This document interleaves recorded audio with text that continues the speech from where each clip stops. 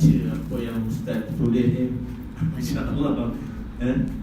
Jadi sambil-sambil Ustaz beri kuliah pada ini yang berkisar tajuk tentang psikologi Rasulullah SAW. Jadi nanti dalam masa yang sama nanti bolehlah Ustaz sedikit sebanyak bertaaruf dengan kita. Dan pihak surau istimewa mengucapkan ahlan wa sahlan yang berkhabar kepada Ustaz Amirul Zul Amirul. Jadi marilah kita sama-sama mengambil manfaat daripada kuliah kita pada malam ini. Jadi saya silakan Ustaz. Silakan Ustaz. Bismillahirrahmanirrahim. Assalamualaikum warahmatullahi wabarakatuh.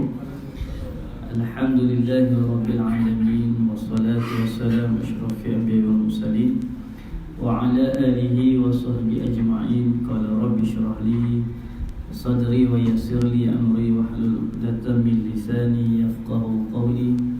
Allah ta'ala a'udzu billahi minasyaitonir rajim. Wa nunazzilu minal qur'ani ma huwa shifaa'un wa rahmatun lil mu'minin wa la yazidu zalimina illa khasara. Amma ba'd. Alhamdulillah, terima kasih pada Tuan Haji yang bahagia, Tuan Imam, Tuan Bilal, ahli jawatan kuasa surau, tuan-tuan dan puan-puan yang dirahmati oleh Allah sekalian. Alhamdulillah, tamunya marilah sama-sama kita merafakkan setinggi-tinggi rasa syukur di atas segala nikmat yang telah dilimpahkan ke atas kita semua, daripada sekecil-kecil nikmat sehinggalah sebesar-besar nikmat Islam dan iman. Mudah-mudahan dengan segala nikmat tersebut kita berusaha untuk mengabdikan diri, menjadikan kita hamba-Nya yang bersyukur, hamba-Nya yang beriman, hamba-Nya yang bertakwa. Amin insya-Allah. Alhamdulillah, syukur juga kepada Allah kerana diberikan kekuatan untuk kita solat secara berjemaah. Dan pada waktu maghrib dan isyak ini kita duduk sebentar beriman sejenak dalam majlis ilmu. Mudah-mudahan dengan kita duduk sebentar beriman sejenak ini, Allah melimpahkan kefahaman-kefahaman ilmu yang Allah berikan kepada kita semua untuk kita aplikasikan dalam kehidupan kita. Jadi insya-Allah saya pun tak adalah nak taruh apa pun. Kalau ada kesempatan di hujung nanti kita taruhlah. Tapi kita sambung dulu kuliah kita. Yang saya kira tajuk yang saya nak bawa ni sudah menjadi kebiasaan saya bawa di masjid mana-mana. Dan tajuk ini jarang juga dibincangkan, tetapi amat penting, iaitu berkenaan dengan psikologi Rasulullah sallallahu alaihi wasallam. Dan pada malam ini saya akan membincangkan topik bagaimana kita nak mengenal, kita nak menguruskan konflik di antara dorongan yang ada dalam kehidupan kita. Kerana manusia kena faham, manusia Allah jadikan begitu istimewa. Laqad khalaqnal insana fi ahsani taqwim. Namun istimewa manusia itu, ramai juga yang melakukan kerosakan, ramai juga yang membunuh, ramai juga yang merogol, ramai juga yang merompak, ramai juga yang zalim, ramai juga yang melakukan kemusnahan di atas muka bumi ini dengan pelbagai bentuk kekejaman yang berlaku. Menyebabkan kita pun pelik. Kan anak-anak kita yang duduk di rumah rasa jaga elok dah, macam mana boleh main dadah? Kan rasa jaga elok dah, masya-Allah, na'udzubillah, pergi berzina dengan kawan-kawan, akhirnya mengandung lahir anak dua nikah. Maka ini memerlukan satu ilmu kita faham manusia. Sebab manusia ni macam-macam. Kita ada orang yang kita ajarkan ilmu, dia boleh faham dengan cara yang mudah. Ada orang kita menyampaikan ilmu ni 10 kali pun dia tak faham-faham. Maknanya itu adalah kepelbagaian dalam Allah menciptakan manusia. Maka Rasulullah sallallahu alaihi wasallam diutuskan oleh Allah Subhanahu taala sebagai rasul untuk memberikan pelbagai panduan dengan kepelbagaian.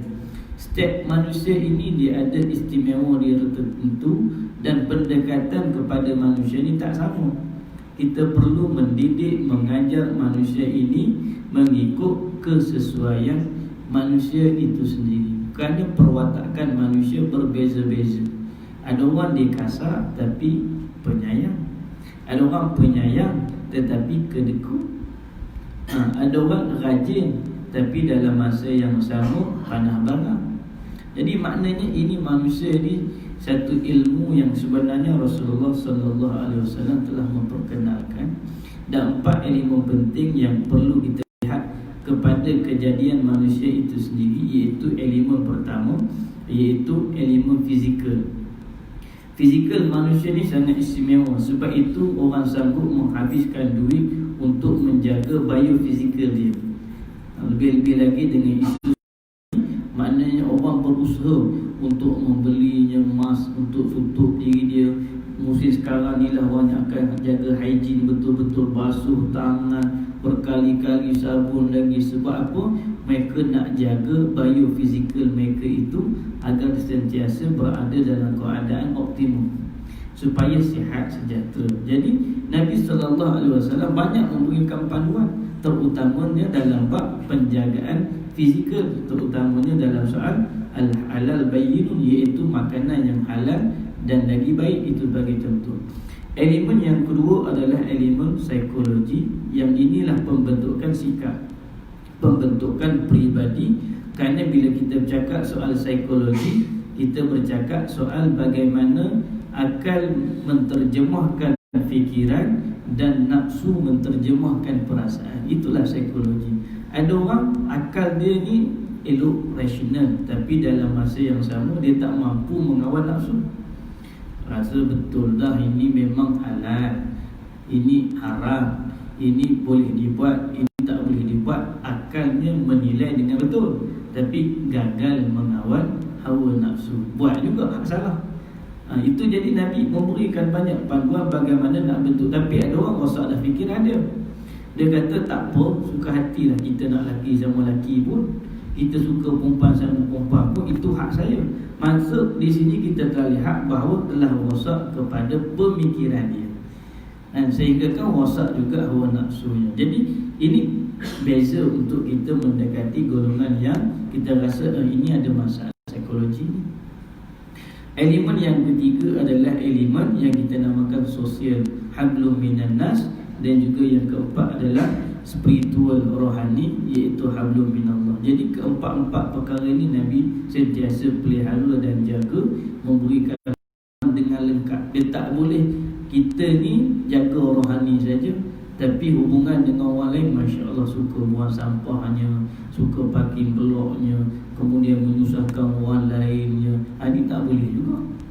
Jadi inilah yang antara topik yang sebenarnya antara yang ditekankan oleh Nabi SAW. Dan kita nak tengok pada malam ini konflik yang berlaku dalam diri manusia. Dan konflik ini menyebabkan manusia membuat keputusan yang salah. Jika kita hadapkan pada dua pengaruh dorongan yang masing-masing kekuatan yang sama, tetapi tujuan keduanya berlawanan, maka dorongan pertama akan menariknya ke tujuan tertentu, sedangkan dorongan yang lain menariknya ke tujuan yang berlawanan dengan tujuan pertama. Jadi ni saya ambil contoh mudah lah, kan, anak kita ni bila kita beri nasihat, dia terdorong untuk mengambil nasihat kita. Tapi jumpa kawan pula, dia dengar nasihat kawan, nampak macam sama kuat. Jadi ini yang menjadikan dia dah konflik. Nak ikut mak ke nak ikut kawan? Nak ikut apa yang Allah, apa yang ayah nasihat ke, apa yang kawan suruh kita buat? Tak boleh, ayah aku mana bagi aku isyak ukur. Kalau isyak ukur kan nanti hukumnya satunya haram. Apalah, kan ayah hang pun isyak ukur juga. Nampak kawan dah mula kecut, ayah hang pun isyak ukur juga. Apa yang dia kata haram ni? Ukur ni memang ayah aku kata memang merugikan. Kalau rugi dah kenapa dia isyak? Lepas tu dia kata kalau ukur ni pendek umur, ayah kau tu dah 60 tak mati-mati lagi. Jadi maknanya akhirnya kita akan lihat kekuatan dorongan. Cubalah, mesti ayah kau ni dia pernah isyak ukur dan dia masih isyak ukur, mesti ada rahsia yang perlu kau tahu. Rasalah. Jadi konflik. Jadi akhirnya ini konflik yang berlaku. Begitu juga orang lelaki yang bekerja di rumahnya ada isteri. Bang, jaga elok-elok, bila tengok si sayang, rasa bahagia isteri lah. Tapi bila keluar saja nampak orang yang cantik terdorong dengan air, tambah satu lagi, best juga. Makna ini konflik. Bila ada konflik, bermakna mesti ada panduan untuk kita menguruskan konflik. Jika tidak, seorang lelaki sebagai ketua keluarga akhirnya akan membuat keputusan menzalimi isteri. Sebab apa? Dia gagal menguruskan dorongan yang datang kepada dia di antara dua dorongan. Itu maknanya. Jadi jika orang akan ke dorongan yang pertama, maka motivasi dorongan lain yang menariknya ke tujuan berbeza akan semakin kuat, sehingga hasratnya untuk mencapai tujuan yang pertama akan terhalang. Ini yang kita lihat bagaimana seni dakwah Nabi sallallahu alaihi wasallam, bagaimana dengan kekuatan dorongan orang kafir Quraisy ketika itu berpegang dengan pegangan agama nenek moyang mereka, dan mereka terdorong untuk itu. Tapi bagaimana akhirnya dorongan mereka itu dapat Nabi betulkan, akhirnya mereka memilih untuk terdorong beriman kepada Allah.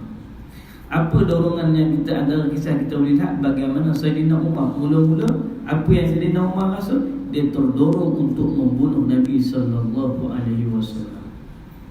Datang dalam keadaan pedang yang tidak ada dah, kita kata dalam sarungnya, menghunus pedangnya itu, berjalan dengan laju untuk pergi berjumpa dengan Nabi Muhammad sallallahu alaihi wasallam untuk membunuh Nabi Muhammad.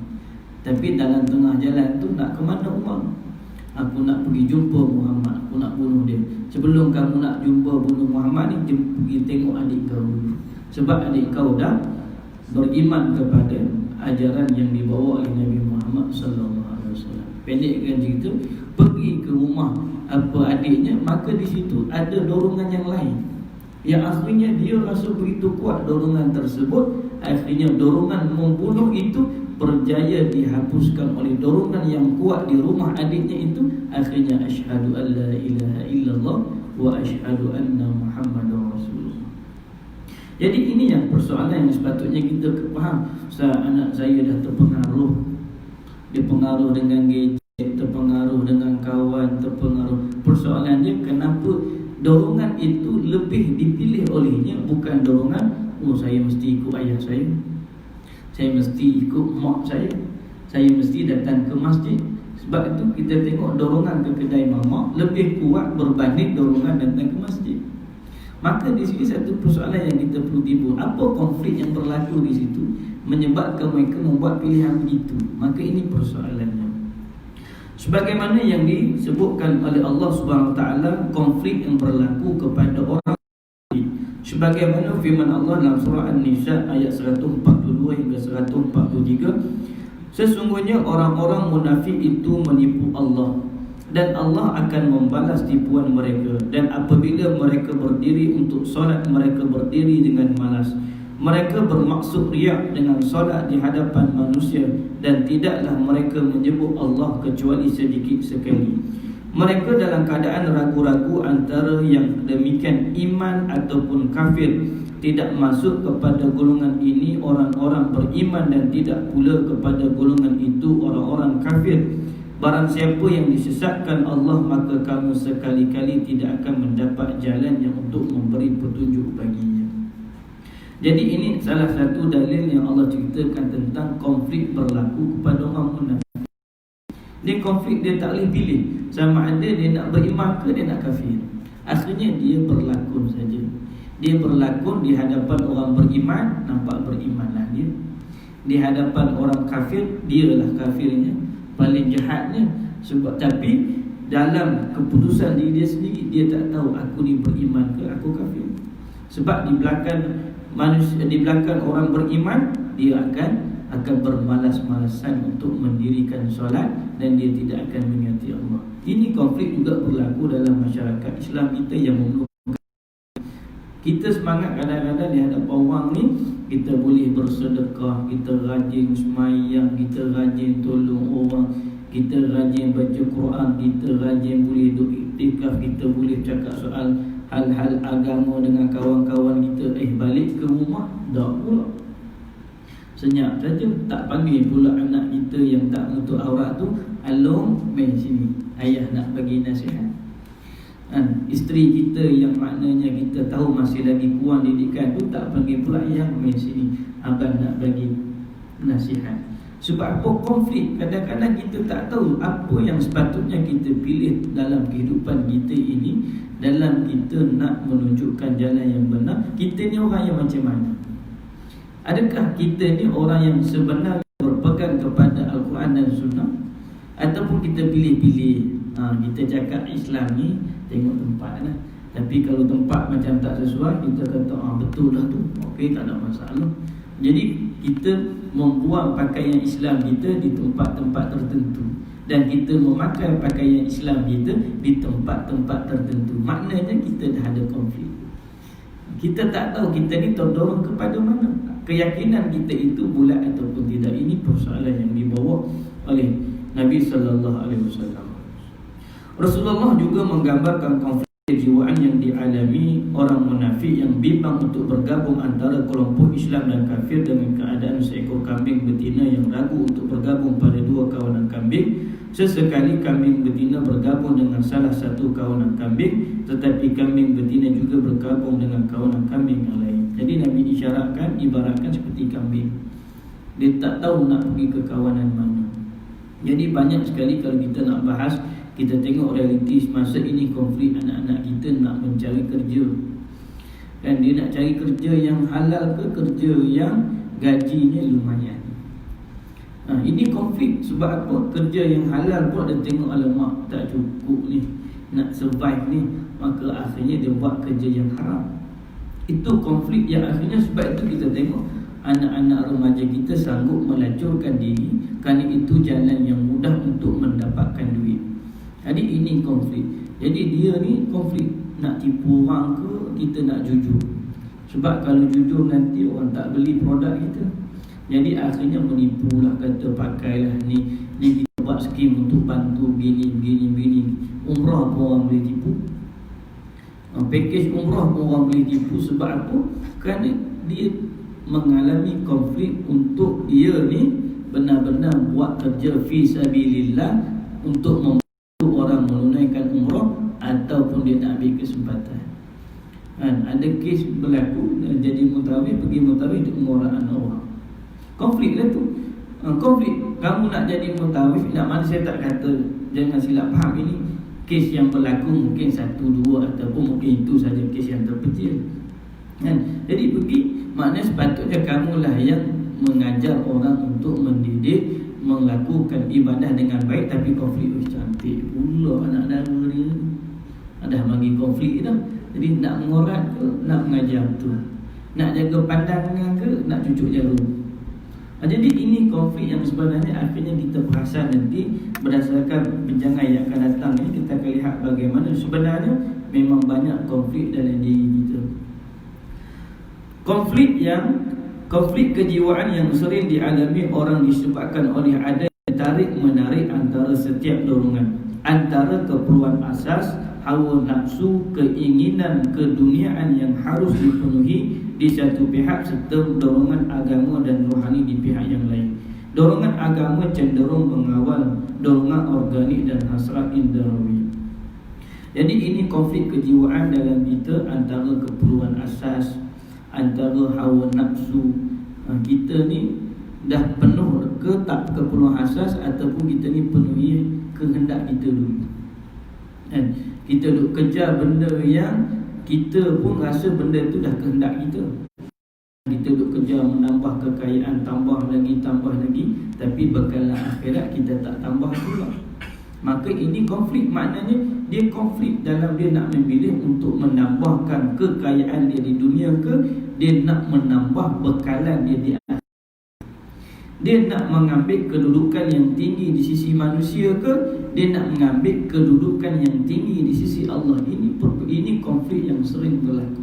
Sebab bila nak dengan manusia, maka kita kena ikut manusia. Kalau kita perlu mengampu manusia, mengampulah manusia itu. Kalau kita perlu menipu, maka kita akan menipulah. Jadi mana tu, saya on the way ni, baru on the way pergi mandi. Ramai mana yang konflik sehingga kan ramai sekarang ni dia tak cakap jujur lah. Alamak, orang tanya macam mana Ji dekat mana tu tak datang meeting kau, oh minta maaf lah saya kurang sihat, padahal sihat walafiat. Jadi konflik. Kalau aku cakap jujur kan, orang kata Allah Haji ni janji je tapi mungkiri, dia tak boleh. Kalau nanti kata, oh minta maaf lah sebenarnya saya ni kena marah kat bini suruh beli gula tak beli lagi. Nanti kalau kita cakap macam tu kan, Haji takut bini. Jadi akhirnya daripada kita bercakap itu, lebih baik kita memilih untuk berbohong. Maka inilah konflik yang berlaku. Akhirnya kita mengikut hawa nafsu kita untuk menjaga kedudukan kita di sisi manusia, sedangkan perbuatan itu perbuatan yang salah. Kalau kita menipu, kan kita nak kita saja keperluan cukup dah, tapi ada adik-beradik yang lain contohnya yang tidak cukup keperluan, tapi bila tanya long ada ke nak pinjam duit, aku pun terpipik, aku pun tak ada, padahal kita dah cukup dah makan minum kita, keperluan asas kita, tapi kita kedekut kerana apa? Nanti aku bagikan kurang pula duit dalam akaun. Konflik antara dia nak berbuat baik kepada adik-beradik dia sendiri ke, ataupun dia nak simpan duit itu nanti untuk memenuhi keperluan kehendak-kehendak dia yang lain. Ini konflik banyak berlaku sehingga kan kita jadi orang yang bakhil, jadi orang yang kedekut, jadi orang yang mengejar duniawi. Maka sebab itulah disebut hanya dorongan agama sahajalah mampu mengawal dorongan-dorongan indrawi kita. Kan mata terdorong untuk melihat perkara maksiat, tapi dorongan agama kata jangan dosa. Kan telinga kita nak mendengar umpat-umpatan, indera kita nak mendengar umpat-umpatan, seronok sangat dengar masalah orang, tapi kita kata tak boleh, agama kata haram. Dan perasaan kita ni, kita rasa nak marah orang, nak caci orang, nak maki orang, tapi akhirnya kita dapat mengawal itu kerana dorongan agama yang melarang kita daripada melakukan perbuatan tersebut. Dorongan ini mendorong orang untuk menilai kecenderungan dan cita-citanya dalam mengejar keduniaan. Penilaian itu didasari oleh pertimbangan untuk meraih kebahagiaan abadi di akhirat. Rasulullah SAW menggambarkan konflik kejiwaan antara sisi jasmaniah dan rohani dalam diri manusia dengan gambaran yang nyata, sebagaimana yang disabdakan oleh Nabi SAW.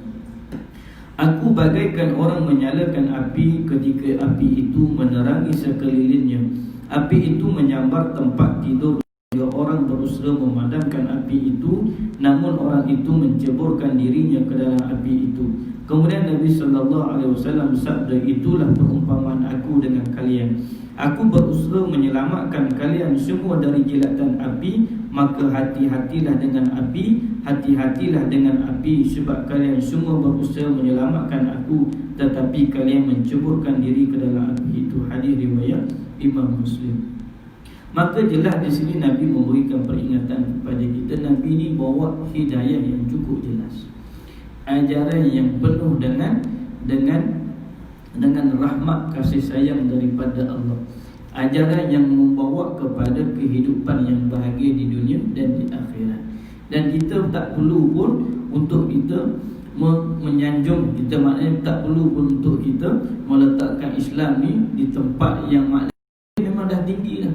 Kita hanya perlu letak Islam tu dalam diri kita. Sebab apa? Allah SWT pasti akan memelihara Islam. Yang persoalannya adalah, adakah kita ini memelihara Islam itu dalam diri kita? Sebagaimana Nabi buat perumpamaan, akhirnya kamulah yang sebenarnya yang membakar diri kamu sendiri. Tak perlu dah cakap Islam ini, Islam itu, Islam. Kamu perlu amalkan Islam yang kamu cakap tu. Berpegang kepada apa yang kamu bicarakan itu, barulah itu menyelamatkan diri kamu daripada segala bentuk konflik-konflik yang akan membinasakan kamu. Hadis ini menggambarkan konflik antara hasrat indrawi dan kesenangan duniawi di satu pihak, dengan dorongan agama dan rohani yang menuntut manusia agar tidak tenggelam ke dalam jurang hawa nafsunya di pihak lain. Rasulullah SAW menggambarkan perbandingan antara dua laki-laki pada konflik ini.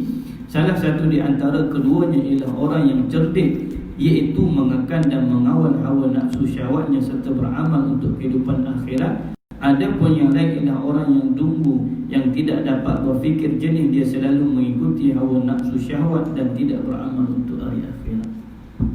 Maka konflik ini Nabi buat dua perbandingan seperti mana dua orang, iaitu orang yang pertama ialah orang yang cerdik. Yang cerdik ni dia mampu mengekang dan mengawal hawa nafsu syahwatnya serta beramal untuk kehidupan akhirat. Dia mesti buat dua pilihan saja.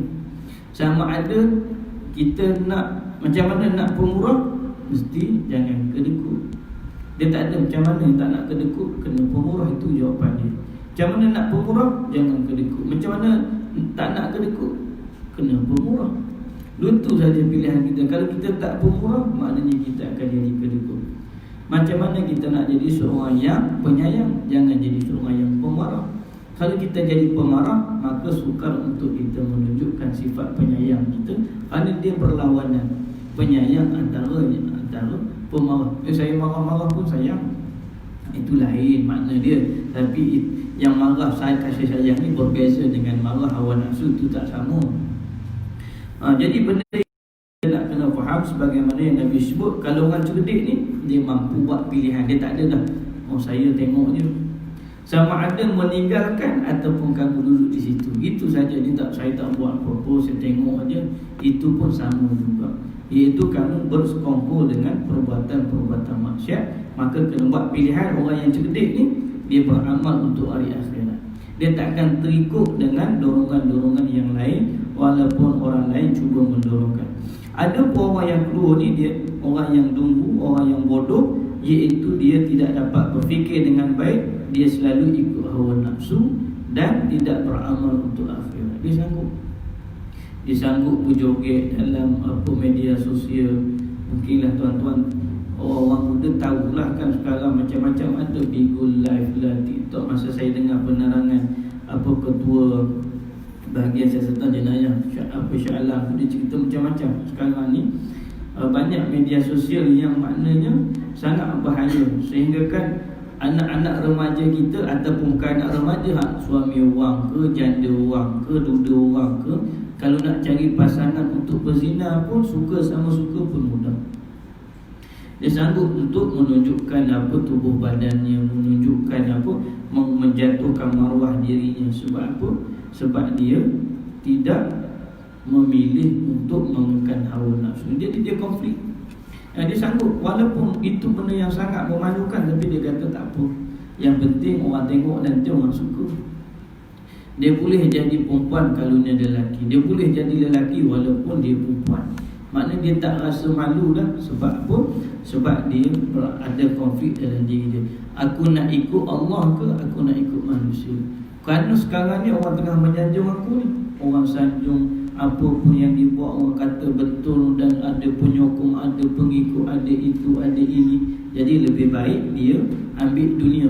Bagi orang yang kedua ini, dari Syaddad bin Aus bahawa Rasulullah SAW pernah bersabda yang bermaksud, orang pandai adalah orang yang dapat menundukkan dirinya dan dia melakukan seluruh aktiviti hidupnya demi kehidupan setelah mati. Adapun orang yang lemah adalah orang mengikuti hawa nafsunya sendiri dan berharap kepada Allah dengan harapan yang hampa.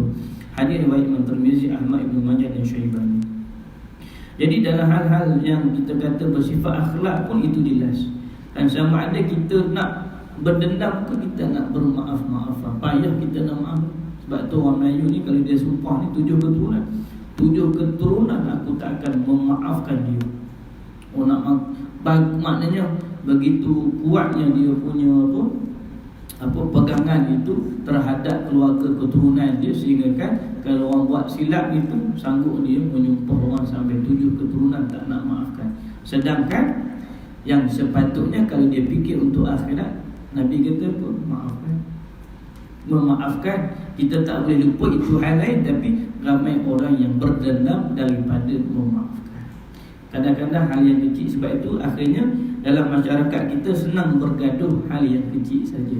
Sedangkan kita boleh menghulurkan perkataan memohon maaf, dan orang yang menerima perkataan memohon maaf itu pun boleh memaafkan orang lain. Kan atas jalan raya sering berlaku, orang sikit, orang potong kiri sikit, jadi kita pun rasa panas, kita mulalah pecut laju, potong dia, kita mula nak maki hamu dia pula, dia pun kita lagi banyak. Dia pun sekali je kita maki hamu, berkali-kali maki hamu dia ni. Sebab apa? Kita tak memilih untuk kita letakkan. Walaupun apa dia pun kita terkejut sekejap pun, maknanya sekejap kita tu pun astagfirullahalazim, Allah melimpahkan rahmat kasih sayang kepada kita berbanding kita memilih celaka orang tu. Boleh jadi maknanya mungkinlah ada kecemasan dan sebagainya. Maka payah sebenarnya sebut macam senang, tapi kita rasa Allah, kadang-kadang bila orang rumah kita masak kita rasa mesin sikit. Tahu je Nabi ni jaranglah, maknanya tak pernah dengar hadis yang Nabi ni komen masakan isteri.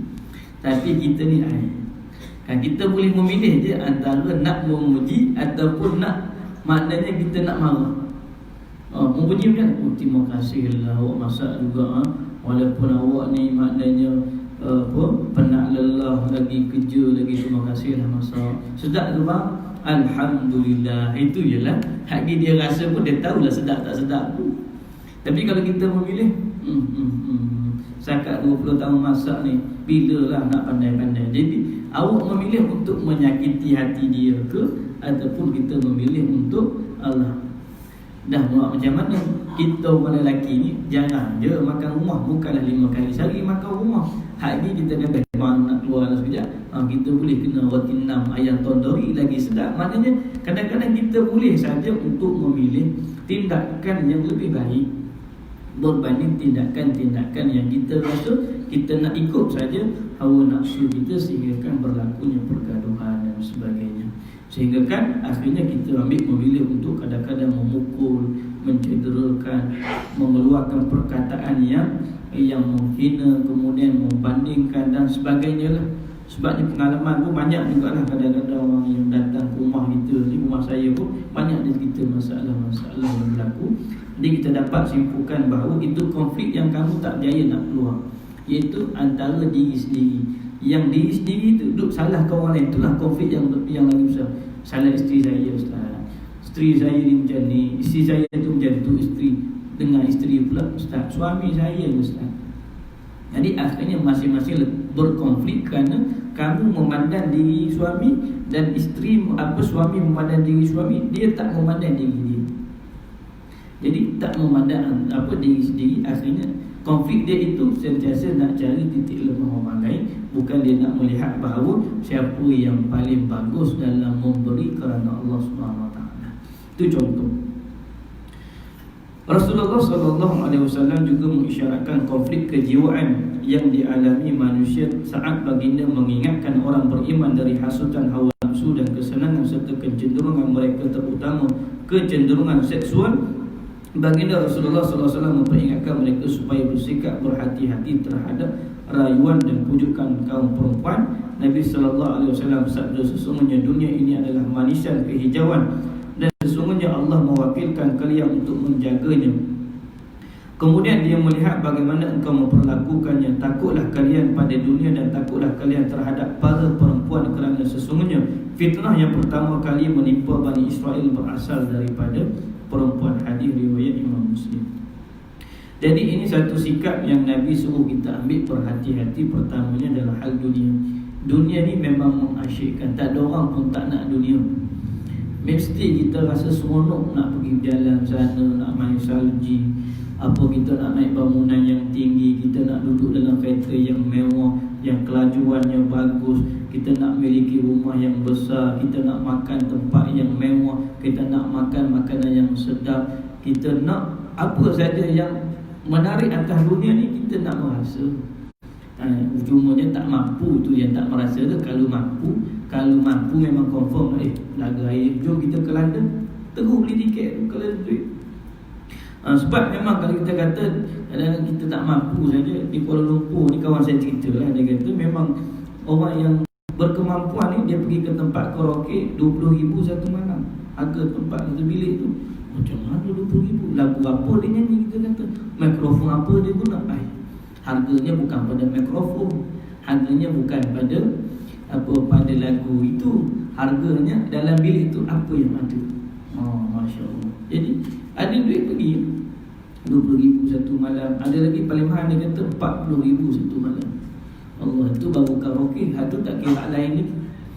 Kan pergi Kamboja, kawan saya kata ustaz apa imam di sana kata kat sini ada $100 pun dapat dah yang perawan.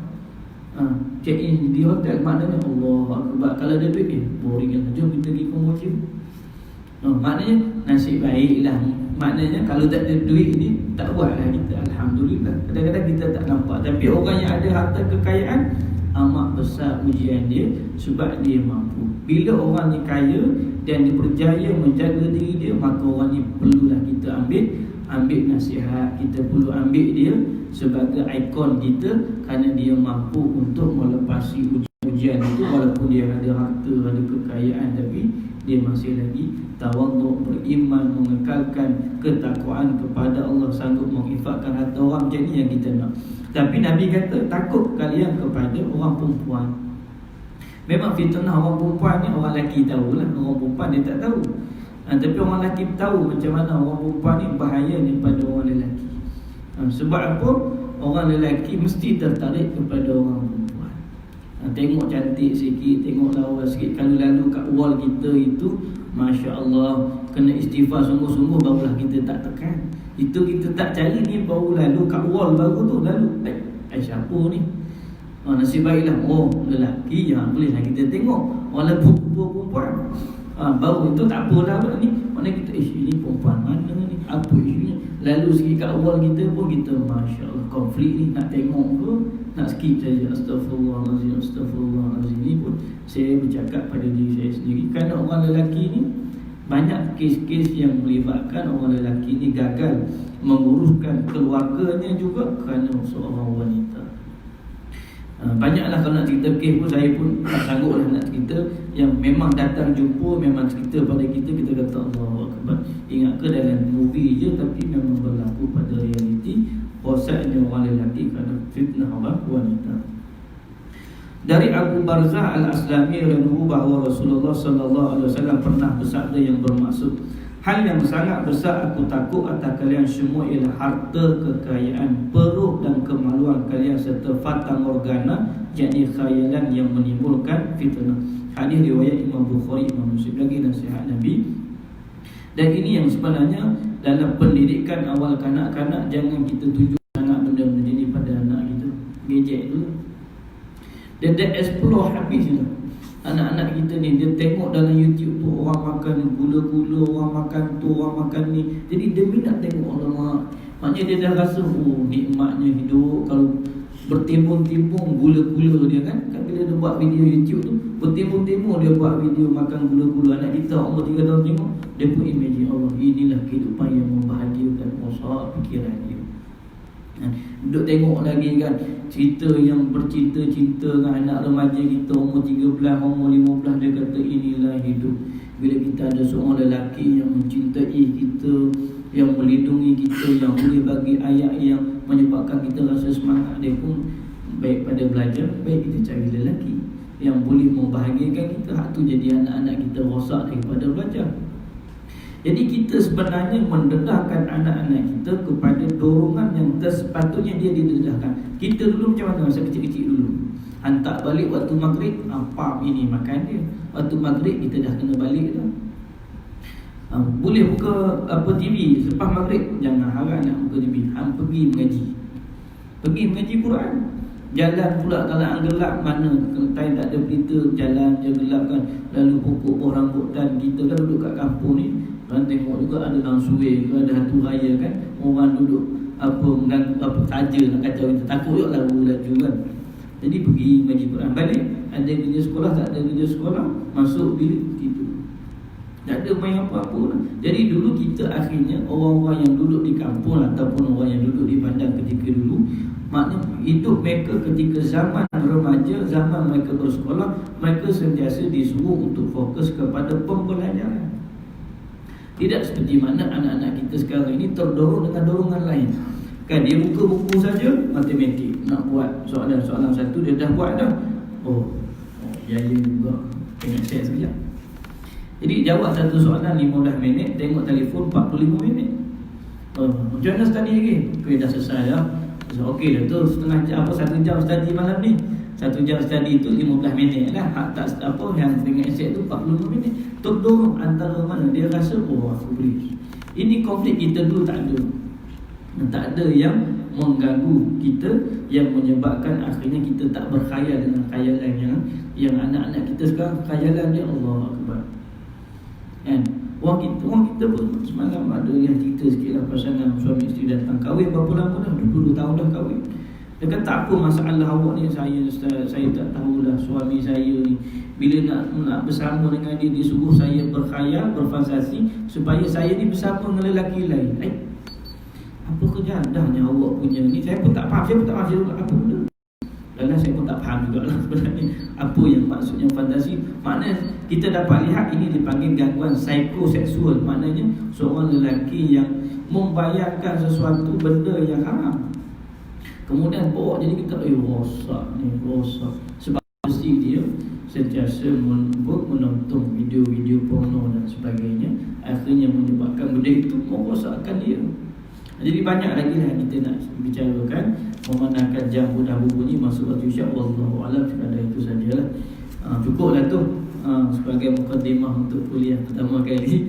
Yang baik datang pada Allah yang Maha Dia sendiri. Mudah-mudahan Allah memberikan manfaat kepada diri saya dan tuan-tuan dan puan-puan. Yang baik datang pada Allah yang Maha Dia sendiri. Mudah-mudahan kita memahami ilmu yang disampaikan pada malam ini, untuk kita memilih, walaupun datang dorongan yang pelbagai, kita tetap memilih dorongan yang boleh membawa keredaan Allah, dorongan yang memberikan kebahagiaan kepada kita di akhirat sana. Wallahu a'lam. Assalamualaikum warahmatullahi wabarakatuh. Oh, ta'aruf.